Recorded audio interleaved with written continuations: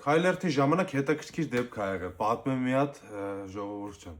Ուրեմն սենց լուրջ քայլում ենք վանկարկումներով եւ այլ, ժողովուրդը մարդիկ մոտիկ անում են, հաճախակի ա եղել։ Դրա համար մի հատ սենց ուզում եմ այդ հարցին պատասխանեմ։ Ու նույն հարցը ինձ տալիս են. «Ժողովուրդ ջան, մազերը թափելու համար ինչ օգտագործենք»։ Հարց չկա, հեսա ասում եմ, ուշադիր մի հատ լսեք, որ չգաք տենց հարցրեք, սենց ասում եմ։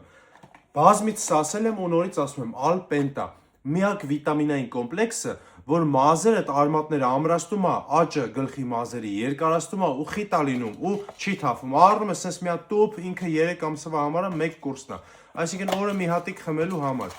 Այս սենց ընդհանուր նայեք։ Հանում ես, իրա բանն եմ էլի ցույց տալի։ Մի հատիկ սենց դրեցիր, բերան ջուրը խմեցիր, ժողովուրդ ջան, այսօր արդեն խմել եմ, կարամ մի հատ է խմեմ, որ տենակ, վեշտի խմում եմ, տենում եք։ Պրոստը 2 հատ չի կարելի օրվա մեջ խմել։ Օրվա մեջ պետք է խմես 1 հատիկ։ Խմում ես 3 ամիս շարունակ, ինքը շատ մատչելի